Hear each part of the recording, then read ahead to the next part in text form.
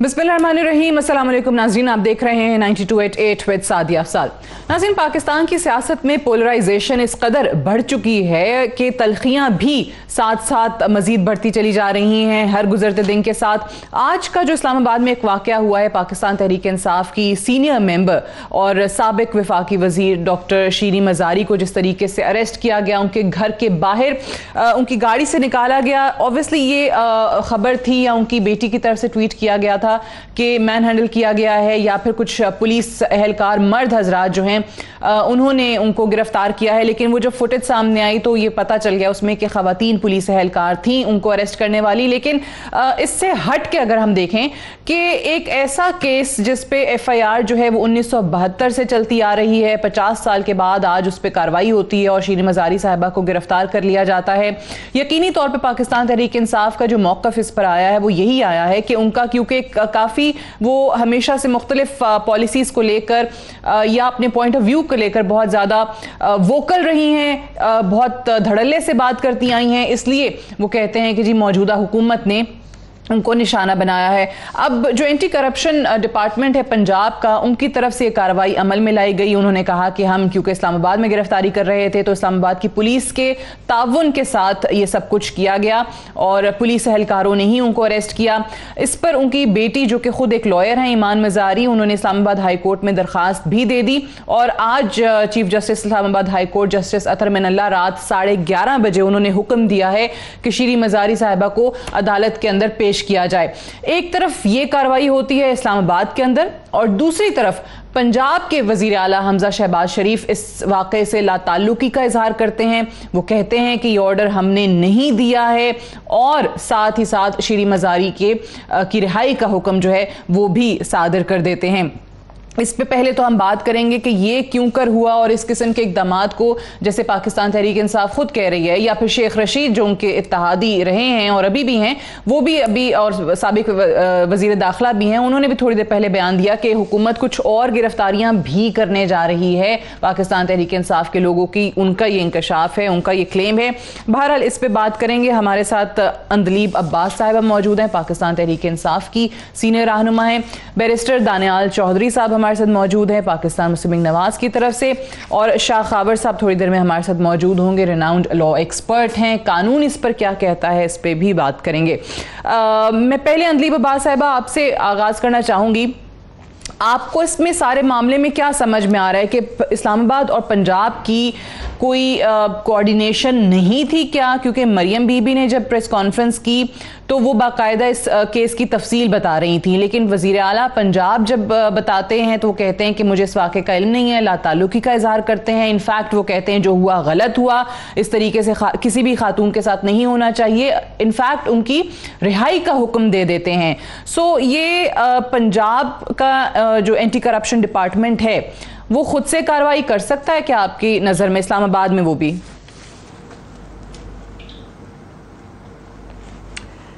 शुक्रिया सादिया। देखिए, ये सारी उम्र बड़े मियाँ और छोटे मियाँ गुड कॉप बैड कॉप खेलते रहे। अब अगली जो इन्होंने पौध और नस्लें तैयार की हुई हैं झूठ, इब्ने झूठ बोलने के लिए, वो भी वही कर रही हैं। मरियम ने तो आके साफ कह दिया। और ये मरियम कौन है जिसकी जुबान और जिसकी माशाल्लाह बातें आप लोग 10,000 दफा दिखाते हैं। और ये कौन लोग हैं? ये राना सनाउल्लाह साहब हैं जिन्होंने मॉडल टाउन में बैरियर के ऊपर 100 बंदों को गोलियां मारी थी, 2 खवातीन को मुंह पे गोलियां मारी थी, उनमें से एक हमला थी। और आपको याद होगा 2014 में मुझे गोलियां सीधी मारी और जिस तरह से मुझे ये लेके गए, और पूरा जो वाकया था वो अभी भी मौजूद है सबके सामने। ये बेसिकली एक जो सिसिलियन माफिया होता है ना, जो मैंने तो नहीं कहा, सुप्रीम कोर्ट ने अपने कोर्ट ऑर्डर में लिखा, चीफ जस्टिस ने लिखा जी, उन्होंने लिखा कि ये सिसिलियन माफिया होता है, ये ऑर्गेनाइज्ड क्राइम करते हैं। ऑर्गेनाइज्ड क्राइम क्या होता है? ये अपने इदारों के जरिए क्राइम करते हैं। अभी देखिए सुओ मोटो क्यों लिया गया बाय सुप्रीम कोर्ट, इंतहा हो चुकी थी। मतलब आपका जो क्राइम मिनिस्टर है, जो प्राइम मिनिस्टर है जो कि बेल पे है, और जो 24 बंदे बेल पे हैं, उसके बाद आपकी ये जो है चीफ मिनिस्टर बेल पे है, वो दंदनाते फिर रहे हैं, उनको कोई नहीं गिरफ्तार कर रहा, उनको कोई नहीं पकड़ रहा। और शिरीन मजारी को वो गाड़ी में बैठती है तो उसको उठा के ले जाते हैं। तो मुझे बताएं कि ये किसको बेवकूफ बना रहे हैं। एक चीज जो सादिया आप नोट कर लें, और ये सारे नोट कर लें, ये इस वक्त जो आवाम का शऊर है ना, वो मेरे आप से आगे निकल गया, और ये बात इनको रजिस्टर नहीं हो रही।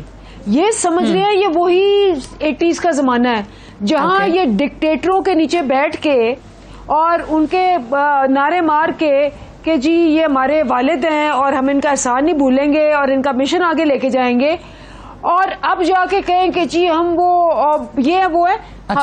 खाकान अब्बासी ने हर जगह हर प्रोग्राम में वो कह रहे हैं जी कि हम तो इस्टेब्लिशमेंट को कह रहे हैं कि हमें बैकिंग करे, वरना हम टफ मसले और फैसले नहीं कर सकेंगे। ठीक है, आप चलिए बिल्कुल ठीक है, उस पर भी बात कर लेते हैं। मैं जरा दानियाल चौधरी साहब से भी जान लूं, अब ठीक है, दानियाल चौधरी साहब से भी जान लूं, PMLN का मौकफ भी आ जाए। खुद भी आप दानियाल बैरिस्टर हैं, इस पे मुझे पहले ये जो मैंने सवाल अंदलीब साहिबा के सामने भी रखा था कि एक पंजाब का केस है, अब उसमें इस्लामाबाद में गिरफ्तारी होती है, सो इसमें किस तरीके से क्या वो एंटी करप्शन डिपार्टमेंट पंजाब का क्या यहाँ की वफाकी हुकूमत से या इंटीरियर मिनिस्ट्री की अप्रूवल के बगैर ये गिरफ्तारी आज उन्होंने की है?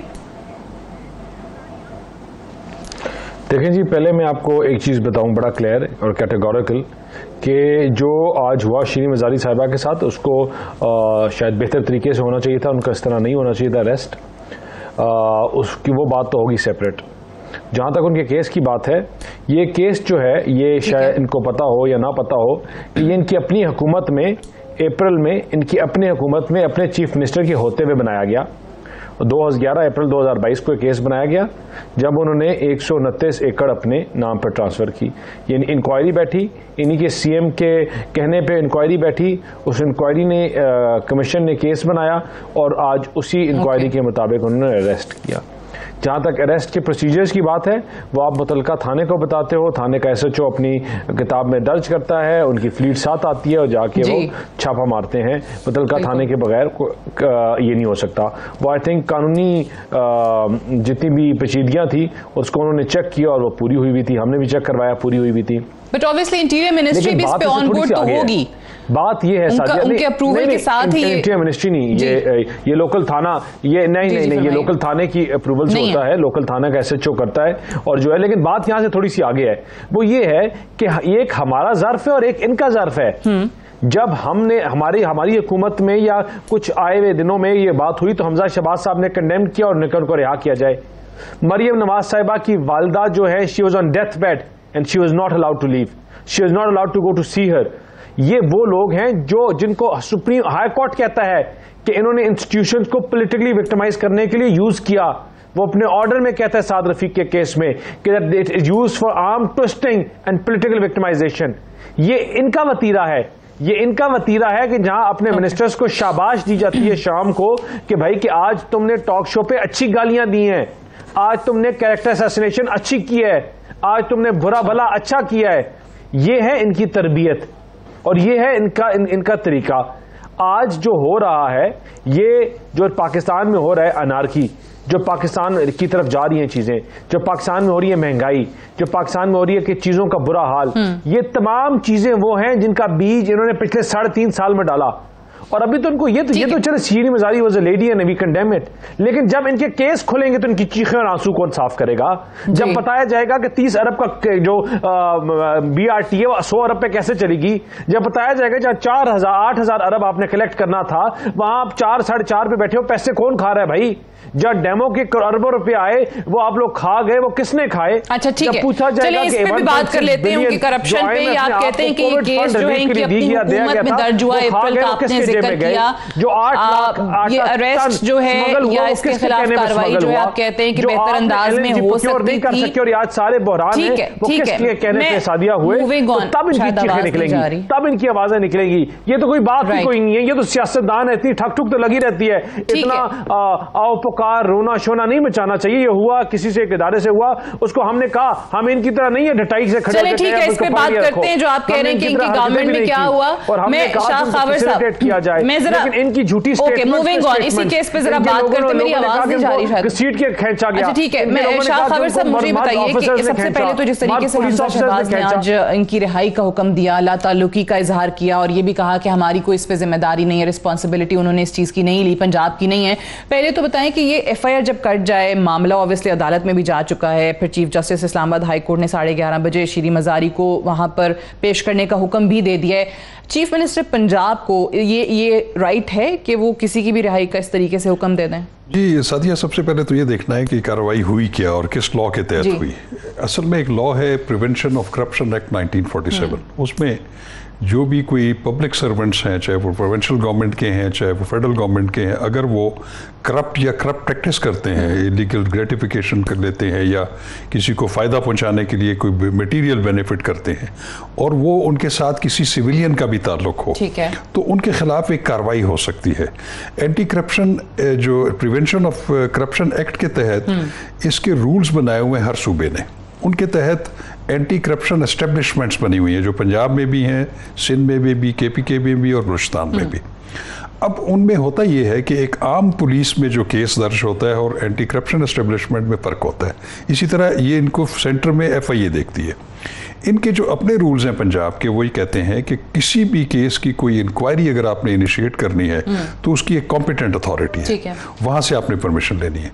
फिर दूसरी चीज़ ये है कि जिस पे इल्ज़ामात हैं जो उस दायरे में आ रहे हैं तफ्तीश के, तो उन सबको आपने पहले बुलाना है, उनको क्वेश्चनेयर देना है, उनसे पूछना है और उनका मौक़िफ़ सुनना है। उसके बाद भी अगर आप ये समझते हैं कि वाकई एक इतना क्रिमिनल मवाद है उसके ख़िलाफ़, तो वो फिर कॉम्पिटेंट अथॉरिटी की मंजूरी के बाद एफआईआर करते हैं। इस केस में आपकी मालूमात क्या है कि उनको पहले बुलाया जाता रहा क्या प्रॉपर एक तरीके से? मैं आपको बताता हूँ, मुझे नहीं पेश हुई तो अब मुझे ये अंदाज़ा नहीं है कि कभी कभी वो डिस्पेंस विद भी कर सकते हैं डीजी लेवल पे या डायरेक्टर लेवल पे कि इसमें इंक्वायरी की ज़रूरत नहीं है, लेकिन उसमें सुपीरियर कोर्ट्स ने ये बारहा ये कहा है कि आप इंक्वायरी के प्रोसेस को सरकमवेंट नहीं कर सकते आप उसको। उसकी वजह ये है कि ये तमाम रिकॉर्ड की बात होती है, जो ऑफिशियल रिकॉर्ड की बात होती है, उसको देखना होता है। अब अगर तो वो प्रोसेस कंप्लीट नहीं हुआ और उनका बाला या उनकी नॉलेज में रखे बगैर अगर ये वारंट वहाँ से प्रोक्योर किया गया किसी मैजिस्ट्रेट से मुतलका या वो जो एंटी करप्शन अदालत है, तो आके उनको सरप्राइज नहीं देना चाहिए था, क्योंकि ऐसी सूरत हाल में जो अंडर इंक्वायरी होता है उसको पता होता है कि उसके खिलाफ एफआईआर कट गई है। अगर एफआईआर कट गए तो उसका ये राइट होता है कि वो मुतलका जो कोर्ट है उसमें जाके अपनी कबलस गिरफ्तारी जमानत के लिए जो है वो ऑप्शन अवेल कर सकता है। लेकिन अगर ये कार्रवाई नहीं हुई, ये रूल्स अगर अडॉप्ट नहीं हुए, तो मैं तो समझता हूँ कि फिर तो ये abuse of process of law है, तो ऐसा नहीं होना चाहिए। और दूसरी चीज़ भी ये है, इसको पोलिटिकली भी अगर आप देखें तो इसमें पॉलिटिकल इसमें थोड़ा सा जो है कहीं ना कहीं वो नजर आता है, बिल्कुल आ रही है। आप कह रहे हैं कि इस पे जाहिर बात हो भी रही है और खुद यहाँ पे दानियाल चौधरी साहब मौजूद हैं, PMLN से हैं, इनकी अपनी इत्तेहादी जमात पाकिस्तान पीपल्स पार्टी जो है वो इसको कंडेम कर रही है। मुस्तफ़ा नवाज खोखर हों, डॉक्टर नफीसा शाह हों, उनकी तरफ से बाकायदा ट्वीट्स आए हैं, वो इसको एक सवाल कर रहे हैं कि जनाब ये किसके कहने पर हुआ है, वो इस चीज़ सामने लाई जाए। अनली बब्बास साहिबा, पहले तो ये ज़रा इस चीज़ की वजाहत कर दीजिएगा अगर आपके पास इंफॉर्मेशन है पे, क्योंकि ये दावा भी आज किया गया है नून लीग की तरफ से, हुकूमत की तरफ से, कि आपकी अपनी हुकूमत ने बनाया, जैसे दानियाल चौधरी साहब ने अप्रैल की डेट भी दी, और ये भी साथ कि उनको बुलाया जाता रहा इंक्वायरी के लिए, इन्वेस्टिगेशन के लिए, या जो भी सवाल जवाब करने थे वो पेश नहीं हुई। तो ये फिर वो कहते हैं कि जी लास्ट रिजॉर्ट के तौर पे ये इनकी हुकूमत का दावा है। देखिए, मैं तो सुन रही हूं तो मैं 2-3-4 चीजें एड्रेस करूंगी। मरियम नवाज एक मुजरिम कन्विक्टेड बाय सुप्रीम कोर्ट है और उनका ओपन, यहां तो ये कहें कि मरियम झूठ बोल रही थी, मरियम ने कहा कि जी मेरी लंदन तो क्या यहाँ भी प्रॉपर्टीज नहीं है। फिर अगले प्रोग्राम में आके कहा मेरे पास 1 अरब रुपए की प्रॉपर्टी है। फिर इसने कैलिब्री फॉन्ट का जिसपे इसको 7 साल की सजा है। फिर ये रमजान शुगर मिल्स के अंदर शेयर होल्डर है। इसको दी गई बेल किस चीज पे कि इसके वालिद यहाँ थे, ये मिलना चाह रही थी कि जी वो बीमार है। उसके बाद वालिद भाग गए, एब्सकॉन्डर हो गए, उनको जिसको कहते हैं डिक्लेयर किया गया है कि मुजरिम जो है वो भागा हुआ है वापस आए, लेकिन वो फिर रही है। उनको कोई गिरफ्तारी नहीं की गई कि वालिद तो अब है नहीं, जिस वजह से ये मुजरिम तो हैं। क्या कंपैरिजन है मरियम नवाज की पूरी, जिसको कहते हैं कन्विक्शन, सुप्रीम कोर्ट से ठप्पा के मुजरिम है शिरीन मजारी के साथ, बेचारी के साथ। नंबर 1। नंबर 2, ये कहते हैं जी बड़ी करप्शन है। भाई तुम लोग उठा के एक वजीर के ऊपर कोई करप्शन जो है वो अभी तक केस नहीं कर सके। पहले आपको पता है ना, ये 2013 से 2018 तक कहते रहे जी ये जहांगीर तरीन एटीएम है, फलाना एटीएम है, ये अलीम खान एटीएम है। तब भी हम कहते थे भाई 5 साल हुकूमत में रहे, उठाओ इनको अगर तुम्हारे पास प्रूफ है। नहीं किया। हम जब आए हमने केसेस किए अपने वजीरों पे। अच्छा, तब ये कहते रहे जी चीनी चोर फलाना। अब वो चीनी चोर सीने पे लग रहे हैं, उनको सीनियर वजीर की ऑफर हो रही है। अब मुझे ये बताएं कि ये समझते क्या है। मैं जो बात प्रूफ करना चाहती हूँ वो ये है कि ये 22 करोड़ अवाम की तौहीन है और अवाम खड़ी होगी। ये सारे एक तरफ, अभी पूरे प्रोग्राम में देखेंगे क्या करेंगे। इससे पहले भी एक प्रोग्राम में थे, और ये जैसे जैसे ये झूठ बोलते हैं ना, अवाम जो है ना वो यूं खड़ी हो जाती है। इस वक्त आप देखें सारे इदारे चले उस पे मैं बात कर लेती हूँ, लेकिन मुझे ब्रेक के लिए कहा जा रहा है, लेकिन जाने से पहले क्विकली ये बता दें कि अब तो आपको एतराज नहीं, वो जो आप कहते हैं कि अदालतें रात को खुलती हैं, आज भी 11:30 बजे जो है वो chief justice Islamabad high court ने 11:30 बजे अदालत खोलने का हुक्म दिया है। आज भी छुट्टी का दिन है, हफ्ते का दिन है, बल्कि रात है, तो अब तो आपको एतराज नहीं ना अदालतों के खुलने पे रात को? नहीं, बिल्कुल एतराज है कि जी सुबह 11:30 बजे खुलनी चाहिए थी। अच्छा, वो अगवा हुई है, आपको फौरन बरामद करना चाहिए था। ये क्यों, मतलब क्या, वाई वेट, किस चीज का? चलें इस पे भी बात करते हैं right after this short break. Stay tuned.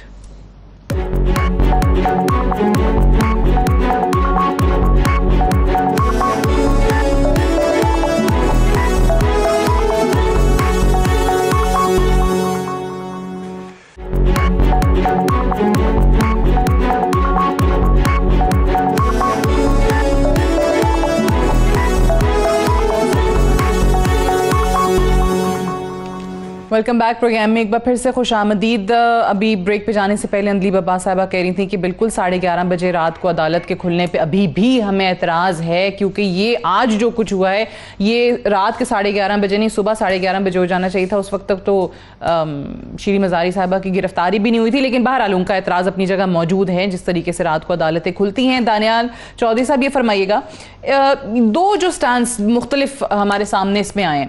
Maryam साहिबा ने जो प्रेस कॉन्फ्रेंस, जिसका मैंने हवाला भी दिया था प्रोग्राम के आगाज़ में, उसमें वो कहती हैं कि औरत कार्ड जो है वो इस्तेमाल ना किया जाए और उनकी गिरफ्तारी हुई है। अब अगर उन्होंने कुछ नहीं किया तो ऑब्वियसली वो बाहर आ जाएंगी और फिर मैं उनके साथ सबसे पहले जाकर खड़ी होंगी, लेकिन ये कार्रवाई होनी चाहिए, फेस करें इस केस को। लेकिन हमजा शहबाज शरीफ कहते हैं कि जी ये औरत के साथ इस तरीके से होना वो हमारे माशरे का हिस्सा नहीं है, गलत हुआ है।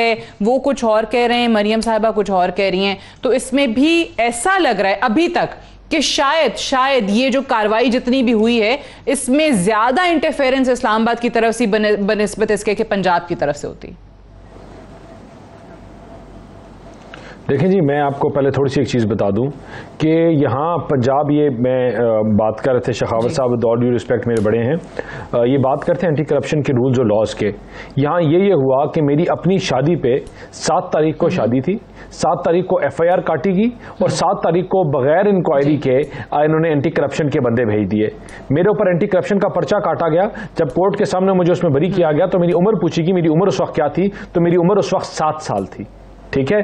और ये इनके काम हैं लोगों को पॉलिटिकल विक्टिमाइज करना, ये इनके तरीके हैं। ये मुझे बताएं ना कि एफआईआर काटी किसने? एफआईआर हमने काटी है? ये बताएं मुझे। ये एफआईआर हमारे दौर में कटी है। इनको एफआईआर काटी बुजदार साहब के कहने पे एफआईआर कटी इनके अपने पार्टी के इंटरनल इश्यूज हैं। आई एम सॉरी, इनके नहीं 19 अप्रैल जी, अभी 19 अप्रैल 19 अप्रैल 2022 भिजवाया गया।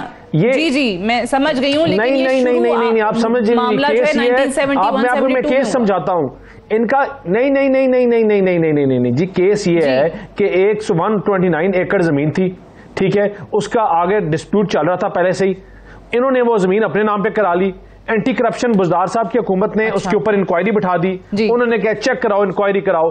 इंक्वायरी हुई, इंक्वायरी पे इन्हीं की दौर का, इन्हीं का लगाया हुआ एंटी करप्शन, इन्हीं के वहां के एमएनए लगाया हुआ एंटी करप्शन का जो बंदा था, उसने कहा कि शीनी वजारी ने गलत किया है। उन्होंने पटवारी और उनको के ऊपर, गद्दावर के ऊपर मिल के एफआईआर काट दी। वो उनको लेटर्स देते रहे कि आप जवाब दें कि आपने ये कैसे इसको क्या नाम है अपने नाम पे करवा लिया। उसका जवाब नहीं दिया। तो आज उनकी एंटी करप्शन की टीम ने आके उनको अरेस्ट कर लिया। इसमें ना हमारी लेन तो ना हमारी देन, ना हमने एफआईआर काटी, ना जमीन हमने इनके नाम पे की, ना हमने जमीन इनके नाम पे करने से रोकी, ना कुछ और किया। इनको आके इन्हीं के इदारे ने, इन्हीं के टाइम पे लगाए हुए बंदे ने, वही बंदा, वही टीम, इन्हीं की अपनी की हुई, इनकी अपनी पार्टी में अपनी रंजिशें हैं, अपने इश्यूज हैं। एक को इस्लाम नहीं करता, एक दूसरे को इस्लाम नहीं करता। लोगों के खिलाफ, वफाकी वजीर के खिलाफ इन्होंने कार्रवाई शुरू कर दी थी। आपस में इनकी लोकल जोड़ तोड़ जी, इनकी पार्टी में ये ऐसे में बताया ना कि इन्होंने मुल्क को डिवाइड कर दिया है, इदारों को डिवाइड कर दिया है, घरों को डिवाइड कर दिया है। ये जहां जाते हैं ये ऐसे फतूर छोड़ते हैं और ये करते हैं। मैं दोबारा ये मैं आपको एक चीज बता दूं कि what happened with Shireen Mazari, I am not for it, I have never been for it, I will never be for it. मैं खाली कह रहा हूं कि इनकी इतनी चीखें निकल गई हैं कि अभी भी जब आपके असल काम होगा, ये तो चले हो गया और घंटे डेढ़ में इंशाल्लाह ठीक हो जाएगा। She is back in Islamabad and she is in good health, or within a few hours or in an hour or so she will be out. जब इनके अपने लोगों के साथ होगा जो ये करते रहे भाई, 11:30 बजे चीखें निकलेंगी। इनको आज इंसाफ याद आ गया, आज इनको कानून याद आ गया। जब लोगों को घरों से रात के 1-1 बजे होटलों में ठुड्डे मार के उठा रहे थे, जब लोगों की शादियों पे आप एफआईआर काट रहे थे, जब लोगों को आप जिनके ऊपर कोई केसेस नहीं, जिनका लेन देन नहीं, उनकी माओ बहनों के ऊपर केसेस आप कर रहे थे, तब ठीक था। मैं कहता हूं कि two rights two wrongs do not make a right. तब भी गलत था और आज भी गलत है, लेकिन इनमें हिम्मत होनी चाहिए कि कहें कि गलत है। इन्होंने ये हाल कर दिया कि इनके लोग डर से कह ही नहीं सकते गलती को गलत है। इनके लोग कह ही नहीं सकते कि जो तब हुआ ये गलत है। हम तो डटाई से कहते हैं कि यार कि जो गलत ना इंसाफी है ना इंसाफी है, पीपल्स पार्टी हो या मुस्लिम लीग नून हो, हम किसी के हमें शाबाश थापड़ नहीं दी जाती। हम कोई गाली या गलोच करें, बुरी जुबान करें तो हमारी अकाउंटेबिलिटी होती है जमात में। इनको एक मेडल बनाया जाता है कि तुमने आज अच्छी गाली दी, तुमने फलां औरत की अच्छी कैरेक्टर असैसिनेशन की, तुमने फलां बंदे को अच्छा बुरा गालियां दी। ये इनकी जमात की तरबियत है। और इसी तरह ये इदारों के बारे में जो बातें करते रहे, ये इनकी जमात की तरबियत है। और हमारी ना जमात की तरबियत है ना ये हमारी तरबियत है। और आज जो मुल्क में हो रहा है ये सारा कुछ ये वही है जो पिछले 4 साल में इन्होंने किया, और आज वो हम कटाई कर रहे हैं। वो आईएमएफ हो या कोई और चीज हो, और आज इनकी चीखें से निकल रही है।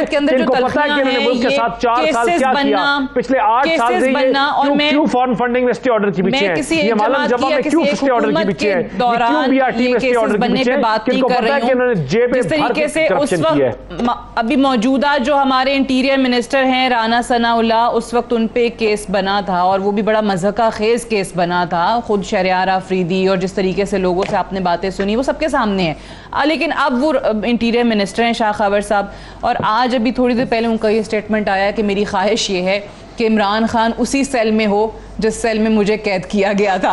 तो ख्वाहिशात और इंटीरियर मिनिस्ट्री और फिर ये केसेस शुरू भी हो जाते हैं। शेख रशीद ये इंकशाफ भी कर देते हैं, उनका दावा है कि जी अभी तो ये आगाज़ किया है इन्होंने, उनके पास शायद कोई खबर है, वो कहते हैं कि बड़े पाकिस्तान तहरीक इंसाफ के और लोगों की भी गिरफ्तारियाँ होने वाली हैं। देखिए सादिया, बात यह है कि आप भी बड़े अरसे से सूरत हाल को देख रही हैं, को बहुत सारी गवर्नमेंट्स आपने देखी होंगी। जो पॉलिटिकल पार्टीज़ अपोजिशन में होती हैं उनको आइन, कानून, बुनियादी हकूक़ ये सारे बड़े उसके तर्जुमान होते हैं और उनका बड़ा प्रचार करते हैं, और वो किसी हद तक विक्टिमाइज भी हो रहे होते हैं तब भी करते हैं। लेकिन जब वो गवर्नमेंट में आते हैं तो फिर उनके नज़दीक ये सारी चीज़ें ख़त्म हो जाती हैं। देखिए पॉलिटिकल विक्टिमाइजेशन, वज़ीर आज़म ने, शहबाज शरीफ ने तो डे 1 पे कहा था कि मैं पॉलिटिकल इंतकाम पे यकीन नहीं रखता, नहीं होगा। अगर ऐसा है तो करना, उनको उस पर अमल करना चाहिए। पंजाब के वज़ीर आला ने भी यही बात की। अब मैं आपको एक बात बताता हूँ। देखिए ये अब पिछला जो पीटीआई का जो और उनके इत्तेहादियों का जो दौर था, उसमें आपने देखा है कि मुशीर एहतसाब आके एक प्रेस कॉन्फ्रेंस करते थे, अगले दिन गिरफ्तारियां शुरू हो जाती थी। इसी तरह शेख रशीद साहब कहते थे जी फलां फलां ऐसा होने वाला है अगले दिन। और आज भी मैं आपको बताऊं, अभी तक मैं समझता हूं कि उसको बिल्कुल भी जस्टिफाई नहीं किया जा सकता।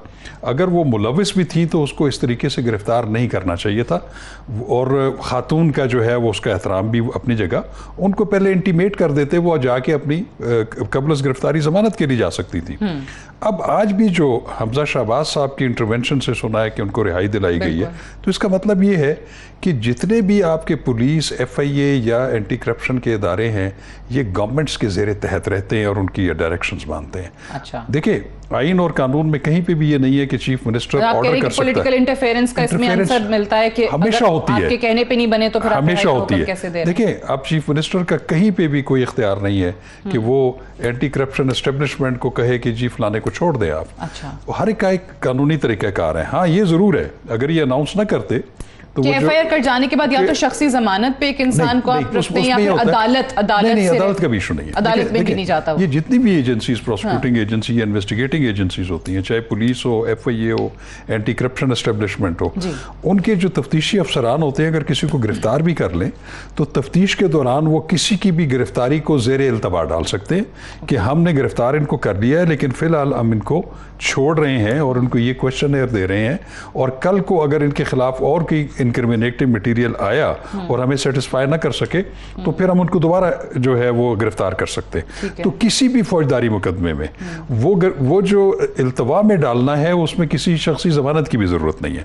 तो ये तो एक प्रोसेस है जो कि एक IO भी कर सकता है, तफ्तीशी अफसर भी कर सकता है, लेकिन हमें ये यकीन दिलाना होगा अपने अमल से कि ये जो इदारे हैं जितने भी, police, FIA, anti corruption establishment, even NAB, ये वाकई ट्रूली इंडिपेंडेंट हैं और ये किसी भी पॉलिटिकल इन्फ्लुएंस से जो है वो बाहर हैं।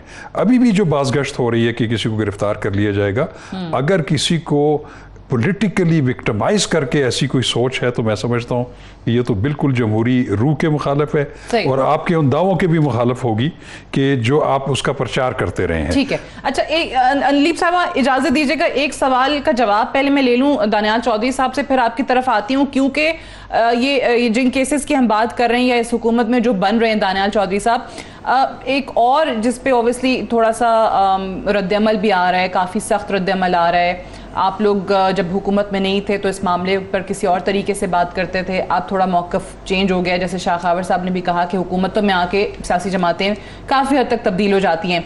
वो है सहाफ़ियों पर जो केसेस और मुकदमे बनाए जा रहे हैं। आज ही ये जो 11:30 बजे अदालत लगेगी, चीफ जस्टिस अतर मिनल्ला साहब ने उसमें अरशद शरीफ पर जो FIR है, जो मुकदमा दर्ज किया गया है, उसको भी टेकअप कर रहे हैं। समी इब्राहिम है और थोड़ी देर पहले ये भी पता चला है कि साबिर शाकिर के खिलाफ भी मुकदमा दर्ज कर दिया गया है। तो ये सहाफ़ियों के खिलाफ ये कार्रवाइयाँ क्यों हो रही हैं? देखें जी, मैं तो इस चीज़ से बड़ा आए कि आज़ादी सहाफ़त के लिए हम जंग लड़ते रहे और हम बार बार बोलते रहे, और दोबारा मैं I can not comment on it because you are not privy to it. लेकिन एक चीज़ आपको पता है कि ये पाकिस्तान जो है बड़े एहसास टाइम से गुजरा है, और जो लोग इदारों के ऊपर, इदारों की तरफ से गलत स्टेटमेंट्स देते हैं, इदारों का बार बार आके बयान देते हैं, इदारों का माउथ पीस बनते हैं, या आपके अपने इंस्टीट्यूशंस और इदारे को वीकन करते हैं।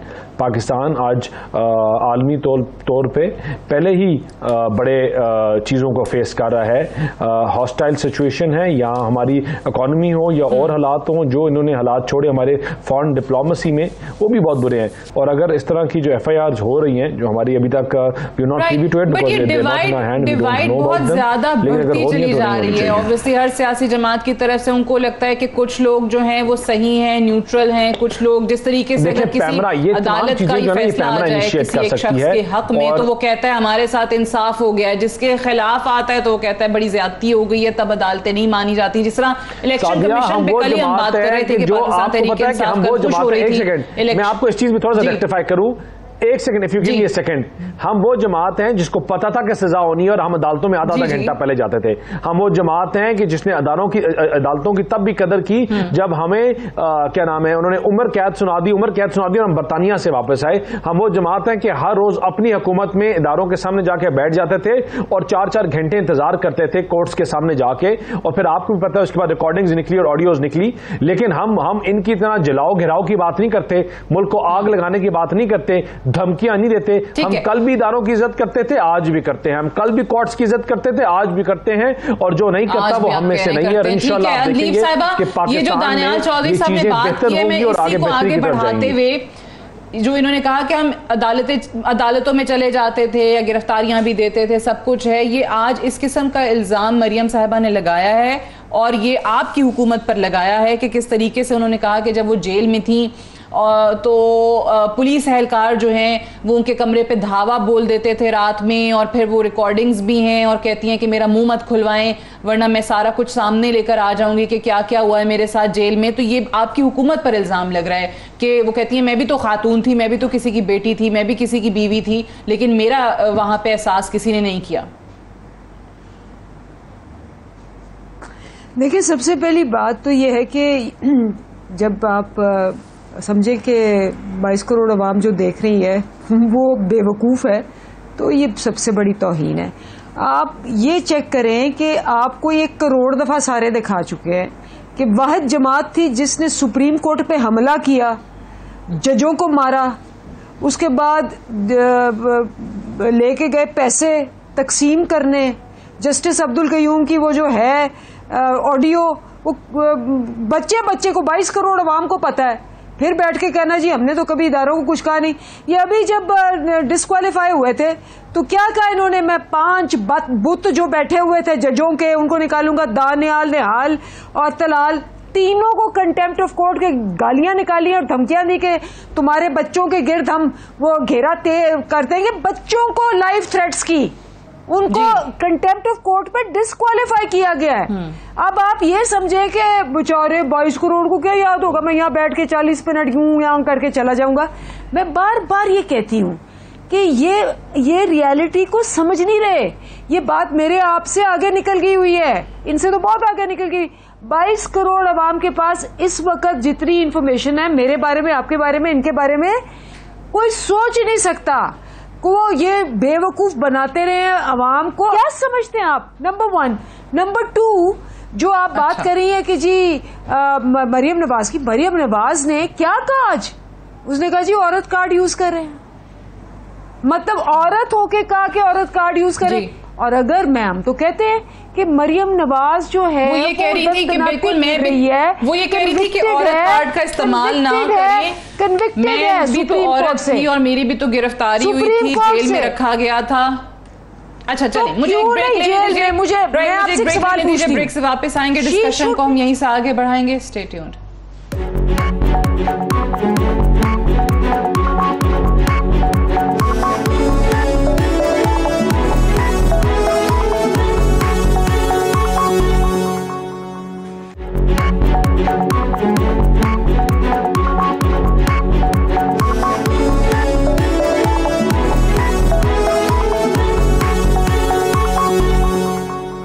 Welcome back. प्रोग्राम में एक बार फिर से खुशामदीद। तमाम सियासी जमातें ये मानती हैं कि इलेक्शंस हल हैं। पाकिस्तान पीपल्स पार्टी बहरहाल इस वक्त इलेक्शन नहीं चाहती, वो चाहते हैं कि ये मुद्दत पूरी करे हुकूमत।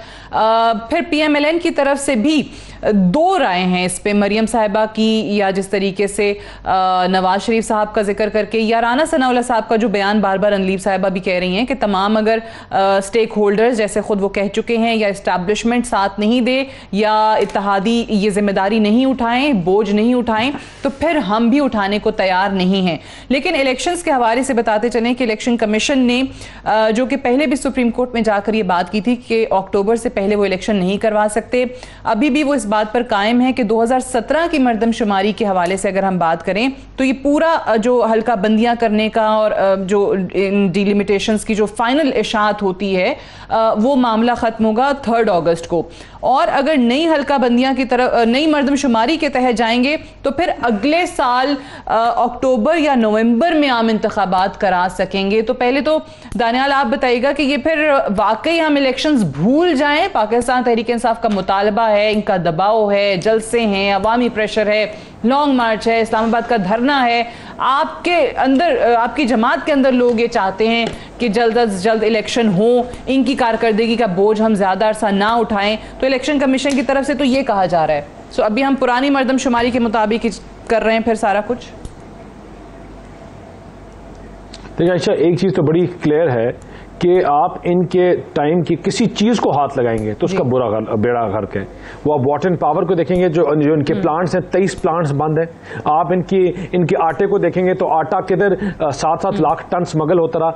आप चीनी को देखेंगे तो चीनी स्मगल होती है और उसके ऊपर बहरान, उस पर इनके कमीशन बना, उसके रिपोर्ट आपके सामने है। अद्वियात को उठाएंगे तो उसकी कमीशन की रिपोर्ट आपके सामने है।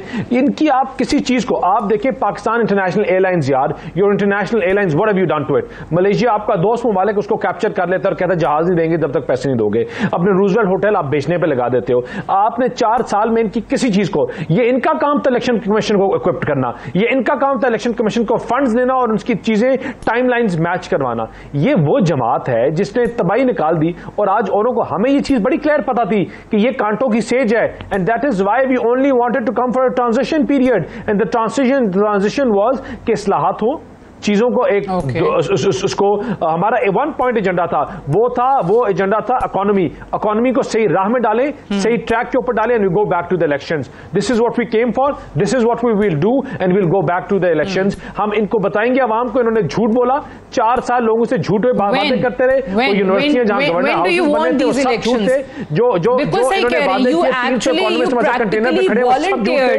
जो ये 50-50 रुपए की बातें करते हैं हेलीकॉप्टर के फ्यूल की कॉस्ट है, वो झूठ थी, और इन्होंने दर हकीकत में अवाम का खून चूसा है। ये तमाम चीजें हम लोगों को बावर कराने के बाद election commission will give us a thumbs up and we are ready to go to election. इंशाल्लाह उसके बाद हम इलेक्शन के लिए तैयार हैं। ठीक है, यानी पीएमएलएन ये चाहती है इलेक्शन से नहीं, वो कहते हैं भाग रहे हैं, लेकिन इलेक्शन कमीशन जब कहेगा तो आपको भी इलेक्शन कमीशन का जो शाहसावर सा मौकफ आपने सुप्रीम कोर्ट में भी सुना होगा, अभी जो नई मरदमशुमारी का उन्होंने जिक्र करके कह दिया है कि अगले साल अक्टूबर या नवंबर तक, तो वाकई इलेक्शन का कोई दूर दूर तक चांस नहीं है जो मुतालबा चल रहा है। कि आज अगर आर्टिकल 58 का इस्तेमाल वज़ीर आज़म कर लें और असम्बलियाँ डिसॉल्व कर दें तो इलेक्शन कमीशन के लिए बाइंडिंग है कि वो 90 दिन के अंदर अंदर उन्हें इलेक्शन करवाना है। ठीक है, बिल्कुल। लेकिन दूसरे हालात में अगर देखा जाए तो अगर आप कौमी असम्बली का जो चैप्टर है आईन पाकिस्तान में, आर्टिकल्स 51 है गालबन, वो देखता है कि उसमें ये लिखा हुआ है कि जो कौमी असम्बली की नशिस्तें हैं वो आबादी के तनासब से उसका तयन किया जाएगा।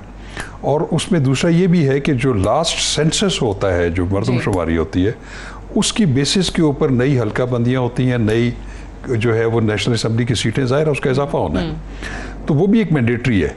और तीसरी सूरत हाल ये है कि पहले फाटा में जो थी उसकी कोई 10 सीटें थी, अब चूंकि वो उसका इंतजाम हो गया है उसमें केपीके में, तो अब उनकी सीटें जो हैं मेरे ख्याल में 6 रह गई। तो इलेक्शन कमीशन डिलिमिटेशंस के मामले में डिले का जिम्मा जो हुकूमत को देता है वो क्या सही देता है? मेरा ख्याल है कि चूंकि उस दिन भी सुप्रीम कोर्ट ऑफ पाकिस्तान में चीफ इलेक्शन कमिश्नर ने जो बात की थी वो रिकॉर्ड से कही थी। उसकी वजह ये है कि जो 2017 की मरदमशुमारी है वो अभी तक नोटिफाई नहीं हुई थी, और जब तक वो नोटिफाई ना हो तो आप डिलिमिटेशन का प्रोसेस शुरू नहीं कर सकते। उन्होंने यही कहा था कि हम बारहा गवर्नमेंट को लिखते रहे हैं कि आप इसको नोटिफाई करें ताकि हम डिलिमिटेशन, वो जो कि ज़रूरी है, एक मैंडेटरी प्रोविजन है आर्टिकल 51 की, उसको हम स्टार्ट कर सकें। तो अगर तो आपको जो पिछला सेंसस है 2017 उसके मुताबिक अगर करवानी है तो फिर तो उस पर उसका नोटिफाई होना और उसकी डिलिमिटेशन प्रोसेस होना बहुत जरूरी है। वो भी 3 अगस्त तक वो खत्म होगा जी, तो उसके बाद फिर, लेकिन उसके बावजूद भी मैं आपको बताऊं कि अगर सिचुएशन यहाँ आ जाती है कि असम्बलीज अगर प्राइम मिनिस्टर की एडवाइस पे डिसॉल्व हो जाती है, फिर इलेक्शन कमीशन जो है वो उससे भी पिछली जो मरदमशुमारी है गालबन 2014 की, उसके मुताबिक इलेक्शन कराने का पाबंद है। अच्छा, बट अदरवाइज वही बात है कि कॉन्स्टिट्यूशन तो रिक्वायरमेंट ऑफ द कॉन्स्टिट्यूशन तो ये कहता है कि वो एक तो इलेक्शन कमीशन हर वक्त हमा वक्त तैयार रहना चाहिए, तैयार होना भी चाहिए, और मेरे ख्याल में होता भी है। होता भी है, लेकिन इस मामले में अब ये डिलिमिटेशंस का और ये नोटिफाई ना होने का मामला आड़े आ गया। अंजलि बब्बास साहिबा, अपेरेंटली यानी वही बात हो रही है, इलेक्शन कमीशन वही कर रहा है जो उस दिन सुप्रीम कोर्ट में उन्होंने कहा था कि हुकूमत की तरफ से रिस्पॉन्स ना मिलने के बायस ये सारा कुछ डिले है, और नई मरदमशुमारी पर तो उन्होंने कहा कि इलेक्शन जो है वो फिर अगले साल अक्टूबर नवंबर में ही होंगे। सो आप बताइए कि फिर आपका मुतालबा कहाँ खड़ा है? इलेक्शन कमीशन तो वाज़े तौर पर अपने हाथ उठा चुका है कि हम नहीं करवा सकते।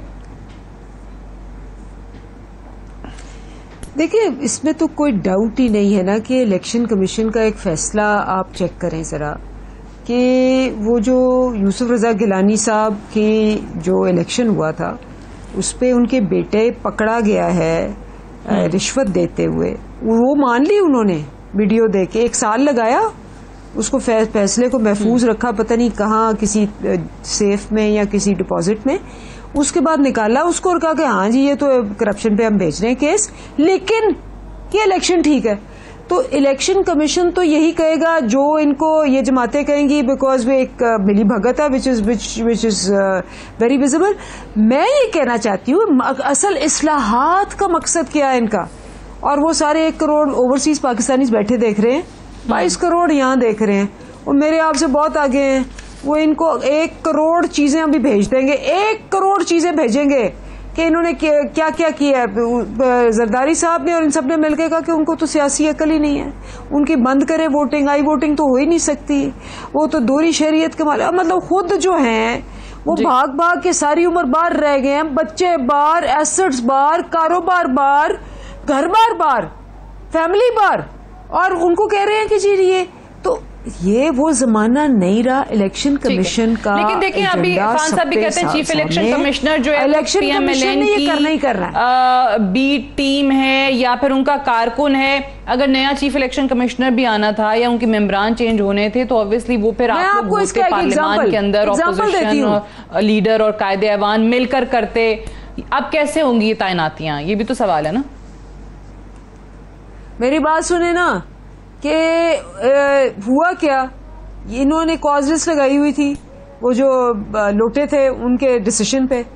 अब जैसे ही सुप्रीम कोर्ट का फैसला आ गया कि जी ये तो काउंट ही नहीं होगा, उन्होंने कॉज लिस्ट से निकाला। जी आई अंडरस्टैंड, बट बात वो ये कि ये अहम तैनातियां होनी हैं तो किस तरीके से होंगी। अगर पार्लियामान में ऑपोजिशन ही नहीं है, पाकिस्तान तहरीक इंसाफ नहीं होगी, तो फिर आप लोग एतराज जो कर रहे हैं वो फिर एतराज ही रह जाएगा। मैं इसलिए बात करी थी, but unfortunately I have run out of time, I have to wind up है। बहुत शुक्रिया अंजलि बब्बास साहब आपका, शाह खावर साहब आपका प्रोग्राम में ज्वाइन करने के लिए। बैरिस्टर दानियाल चौधरी साहब भी हमारे साथ मौजूद थे। आई सी यू टुमारो इंशाल्लाह। इजाजत दीजिए, खुदा हाफिज।